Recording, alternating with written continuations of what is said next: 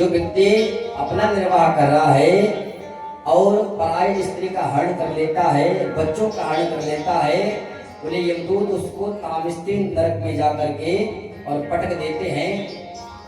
इस नरक को भूमि ताम्र के समान कहा गया है।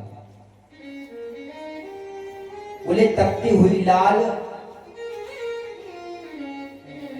जो रेत है, बोले उसमें जाकर उसको पटक दिया जाता है। जो जीवों का काट काट करके मांस खाता है, जो भक्षण करता है, जीव जंतुओं का मांस खाता है, बोले उनको कुंभी पाक नरक में डाल दिया जाता है। बोले पीप के भरे हुए कुंड में डाल दिया जाता है। जो बच्चों का और जीवों का मांस काट काट करके खाते हैं, बोले उनको ऐसा नरक प्राप्त होता है। और जो द्वार पर आए हुए संत ब्राह्मणों का हृदयों का सम्मान नहीं करते हैं, बोले उनको वज्रतुंड नरक में जाकर के इनके दूध डाल देते हैं और बोले उनकी आंखों को गीध नोच नोच करके खाते हैं। बोले ऐसे जो कृत्य करते हैं, बोले उनको इस प्रकार के नरक प्राप्त होते हैं। जब ऐसा भयंकर नरकों का वर्णन किया तो महाराज नारद जी चकित हो गए। बोले बाप, कहा इनको बचने का कोई उपाय है? का उपाय केवल एक ही है, का परमात्मा का भजन। बोले इनसे अगर बचना है तो केवल परमात्मा का भजन करिए, क्योंकि जब कपड़ा गंदा हो जाता है तो उसको साबुन से और सर्फ से धुल लिया जाता है, और जब हमारा शरीर और तन और मन जब गंदा हो जाता है तो बोले उसको किस प्रकार धुलना चाहिए? बोले राम रूप के साबुन से आप उसको धुल डालिए, क्योंकि आप अगर धुलेंगे तो अच्छे से धुल जाएगा। जैसे कपड़ा आप सुंदर नया लाए हो और उसमें कहीं दाग पड़ जाए, उसमें कहीं दाग पड़ जाए तो जब धोबी के पास आप डालने जाओगे तो धोबी फिर तो अपने हिसाब से धुलता है, चाहे फटे चाहे कैसा भी हो, वो तो पटक पटक के धुलता है। बोले उसी प्रकार जो हमारे शरीर में काम क्रोध मद लोभ के जो दाग लग गए हैं, उनको धुलने के लिए राम रूप के साबुन से आप धुल लीजिए। और यदि यमराज धुलेंगे तो फिर आपको पता है कि वो कैसे धुलेंगे, इसीलिए आप धुल डालिए भगवान के सुंदर नाम से। इस प्रकार से जब वर्णन किया तो नारद जी ने महाराज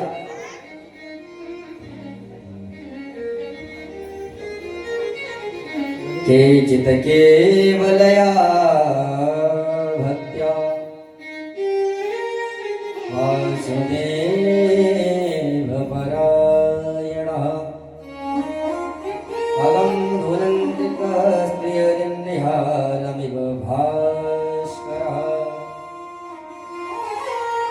कहा भगवान का भजन करने से जीव के सारे पाप सब नष्ट हो जाते हैं, क्योंकि इस संसार में कोई किसी का नहीं है। अरे कोई धीर ना धरे गो, डंडा पड़े गो दिन काल को।